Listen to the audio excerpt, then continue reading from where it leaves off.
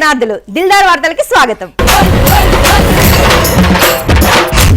ఇక ఎండాకాలం సెలవులు వస్తున్నాయి కదరా, ఆ పాత మధురాలను గుర్తు చేసుకుంటారు.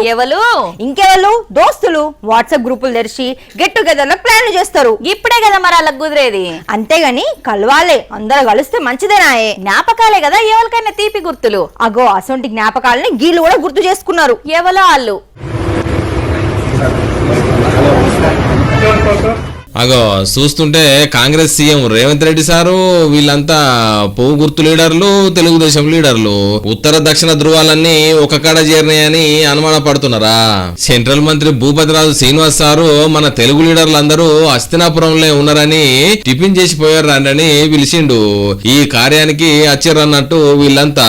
ఇగో ఈ మేడం ఎవరనుకుంటున్నారు? సెంట్రల్ మంత్రి కిషన్ రెడ్డి సారు వాళ్ళ ఇంటామే.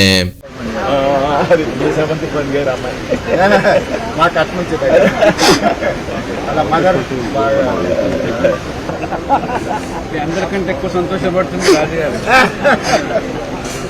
అటెంక లీడర్లు అందరు కలిసి ఒక కాడ కూర్చొని సిట్ చాట్ చేసుకున్నారు.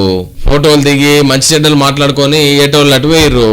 రాజకీయంగా ఏ పార్టీ పంచాది ఆ పార్టీకే ఉన్న పాత సుట్టరికం దోస్తాను ఉంటది కదా, అది అన్నట్టు ఈ మీటింగ్ కథ. అయ్యో ఊరిచ్చి ఉగాది నాడు బూరె కూడా ఇయ్యనట్టు మహిళా బిల్లు వచ్చే అని అన్నారు. అంత తుస్సేనట కదా, ఉరుకులాట ఉత్తసాట అన్నట్టే అయింది. అంతా రాహుల్ గాంధీ సారేనట కదా చేసింది. అడ్డం పడ్డది. మహిళా రిజర్వేషన్ మీద పెట్టి లోపల డీలిమిటేషన్ లిటిగేషన్ పెట్టిరట. ఏం లిటిగేషన్ లో ఫిటిగేషన్ లో గాని మహిళా లోకం కూడా ఎట్లా బయటకు వచ్చిందో. సీఎం రేవంత్ రెడ్డి మహిళా బిల్ ఆగేతందుకు వెనుక నుంచి ఎత్తులు పై ఎత్తులేసిండని బీజేపీ మహిళా లీడర్లు సీఎం ఇంటి ముట్టడికి పోయినరు. గీ అక్క పేరేందో గాని ఆవేశంతోని ఉడికిపోతున్నది.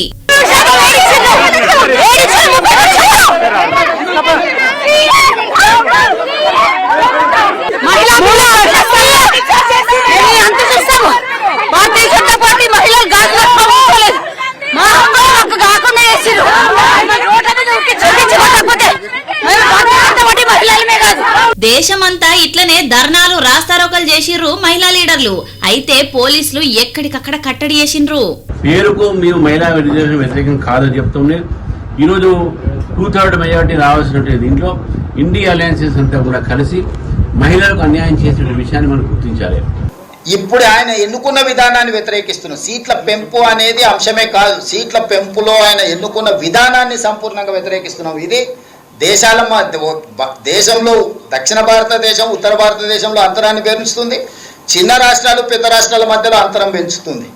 ఇది దీర్ఘకాలికంగా దేశ సమైక్యతకే ప్రమాదకరంగా మారుతుంది. వరుసగా మోడీ సారు 3 సార్లు ప్రధానమంత్రి అయినా ఎప్పుడు సభల ఏ బిల్లు పెట్టినా అల్కగొడ్డెక్కేది. కానీ ఈ 12 ఏళ్లల్లా ఈ రాజ్యాంగ సవరణ బిల్లే ఫెయిల్ అయింది. प्रश्न ये था कि भारत के संविधान का और संशोधन करने वाले विधेयक पर विचार किए जाए. शुद्धि के अद्यतन मत विभाजन इस प्रकार है: हाँ 298 298, ना 230 230. प्रस्ताव संविधान के अनुच्छेद 368 के उपबंधों के अनुसार सभा की कुल सदस्य संख्या के बहुमत द्वारा तथा सभा के उपस्थित और मत देने वाले सदस्यों के कम से कम 2/3 बहुमत द्वारा पारित नहीं हुआ. अब इस संविधान संशोधन पर विधेयक पर आगे की कार्रवाई करना संभव नहीं है. అవును చిన్ని, నిన్న నా మీదేమో కంప్లైంట్ చేసినవాట ఆఫీస్లా? అవును మరి, ఆఫీస్ లో నీ కూడికం చేసింది కాక ఇంటికాడ కూడా బోలుదము బియ్యం గడుగు అని పనులు చెప్తలేవా, అందుకే కంప్లైంట్ చేసిన. అంటే దోస్తులం గాయంతో ఒకరికొకరం సాయం చేసుకుంటే ఇక చాకిరంటావా? ఏమనంటే సీనియర్ అంటావు, నా ఫోన్ కి ఛార్జింగ్ పెట్టు, నీళ్లు నింపి ఫ్రిడ్జ్ లో పెట్టు అంటావు, అది చాకిరి కాదా? చెప్పు. 3 పూటలు నేనే వంట చేస్తున్నా, ముద్దలు కలిపి తినిపిస్తున్నాను కూడా చెప్పు. ఆల్రెడీ అవన్నీ వీడియోలు తీసిన. వీడియోలు ఎందుకు తీసినావు? సోషల్ మీడియాలో పెట్టి నా బానిస సంఖ్యలకు విముక్తి కల్పించమని కోరతా. సీనియర్ల నుంచి జూనియర్లను కాపాడాలని బతిమలాడతా. ఫ్రెండ్స్, ఆడియన్స్, ఈ పిల్లని నమ్మకుండ్రి, నన్ను బ్యాడ్ చేస్తుంది వ్యూస్ కోసం. ఇప్పుడు నువ్వు ఎంత బతిమలాడినా ఇక నీ ఆటలు సాగవు, నీ నిజ స్వరూపం బయట పెడతా. నా సంగతి తర్వాత గాని ఈ సిఐ సార్ నిజ స్వరూపం చూద్దాంపా.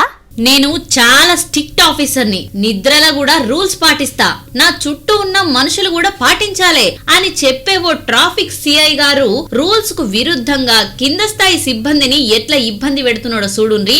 ట్రాఫిక్ డ్యూటీలు వేసి విసిగిపోయిన పోలీసులకు సిఐ సారు ఇంటి పనులు చేసే స్పెషల్ డ్యూటీ కూడా వేస్తున్నాడు. ఖమ్మం జిల్లా traffic CI Satyanarayana sir Seethaiah ఎవ్వలి మాట అయినను అంటాడు.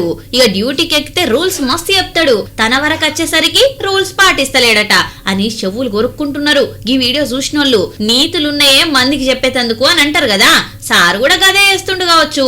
మరి సార్ పై అధికారులు రూల్ ప్రకారం చర్యలు తీసుకుంటారో లేదో చూడాలే. మా బాబుకు పొద్దుగాలనే మెసేజ్ పెట్టినా, ఏమని? నాకేమన్నా అయితే సిరమ్మదే బాధ్యత, ఆమెనే కారణమని. ఏయ్ అయ్యో అంటే 6 నెలల శనన్నట్టు నేను కారణమేంది? అయినా ఇప్పుడు ఏమైంది నీకు? ఎండలు బగ్గ కొడుతూనే 4 రోజులు సెలవులు ఏమంటే ఇచ్చినావా? ఇదేమైనా బడి అనుకుంటున్నావా? మన రిపోర్టర్ అన్నల్ని చూస్తున్నావా? ఎండలు ఏ రేంజ్ లో కొడుతున్నాయో ఎండల నిలబడి చెప్తున్నారు. వాళ్ళకన్నా బండలు మోస్తున్నావా, బరువులు మోస్తున్నావా? రాంగా ఎండలు చక్కరొచ్చి కింద పడితే సిరమ్మనే కారణమని మా బాపకు మెసేజ్ పెట్టిన. బాపేమన్నాడు? అంత ఎండలు ఎందుకు పోతావు, ఎండ రాకముందే కొలువు పోయి మళ్ళీ చల్లబడ్డానికి ఇంటికి పో అన్నాడు. అయిందా? బాగా అయిందా? పెద్దోళ్ళు ఎప్పుడు పని ఎగ్గొట్టమని చెప్పరు. కానీ ఈ ఎండలేందిరా? నీ లొల్లి సరే గాని ఇంతటి ఎండలా గిలకు అద్భుతం జరిగిందట, చూపిస్తాపా. వారెవ్వా, ఇది పంపు కాదు, పాతాల గంగ. మామూలు అదృష్టవంతుడు కాదు కదా గీ రైతు.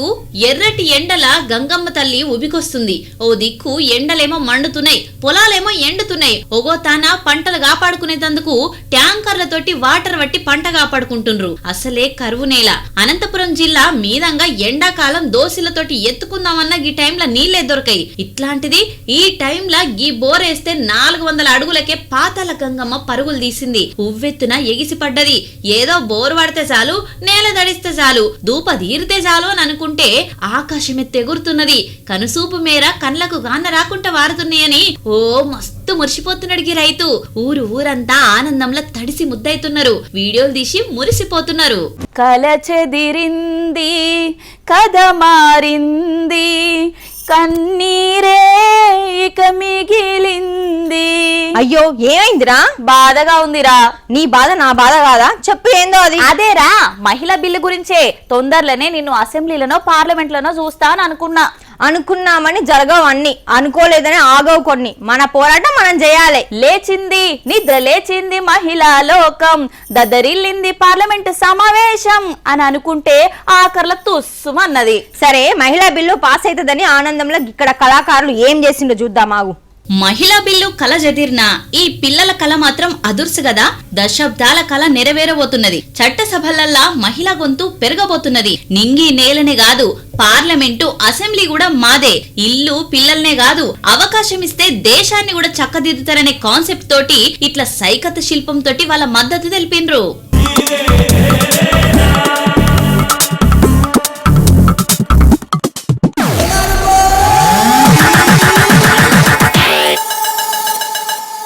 పదిహేడు అడుగుల వెడల్పు, 8 అడుగుల ఎత్తుతోటి దగ్గర 10 గంటల సేపు కష్టపడి ఈ సైకత శిల్పాన్ని రూపుదిద్దిండ్రు. తూర్పు గోదావరి జిల్లా రంగంపేటకు చెందిన దేవిన సిస్టర్స్ సోహిత ధన్యత టాలెంట్ ను మెచ్చుకుంటున్నారు. ఇవాళ దిల్దార్ వార్తలు, మళ్ళొచ్చే వార్తలలో మళ్ళా కలుద్దాం. అంతవరకు చూస్తూనే ఉండండి వనితా టీవీ. నమస్తే.